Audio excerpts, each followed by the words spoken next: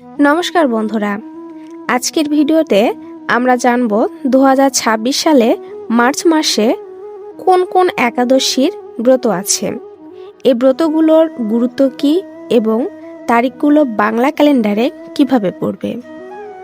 ভিডিওটি শুরু করার আগে চ্যানেলটি সাবস্ক্রাইব করে বেল আইকনটি অন করে নিতে ভুলবেন না।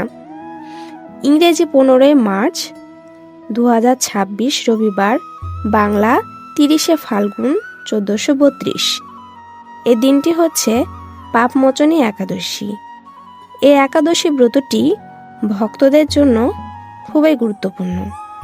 যদি এ পাপমোচনী একাদশী তিথিতে কোনো ভক্ত সঠিক নিয়মে উপবাস এবং ভগবানের ভক্তি সহকারে পূজা করে, তাহলে জীবনের সমস্ত ভুল ও পাপ ধুয়ে যায়।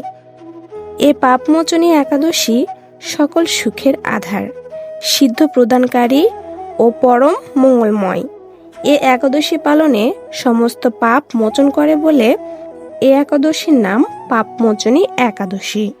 পালনের সময় 16 মার্চ পয়লা ফাল্গুন সোমবার সকাল 6টা 30 হতে সকাল 9টা 16 পর্যন্ত। ইংরেজি 29 মার্চ 2026 রবিবার, বাংলা 14 চৈত্র 1432।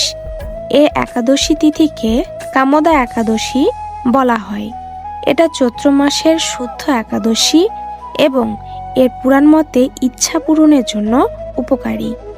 এ একাদশীতে ভক্তরা ব্রত পালন ও ভগবান বিষ্ণুর পূজা করে থাকেন। এ কামদা একাদশী পাপনাশক ও পুণ্যপ্রদায়িনী একাদশী।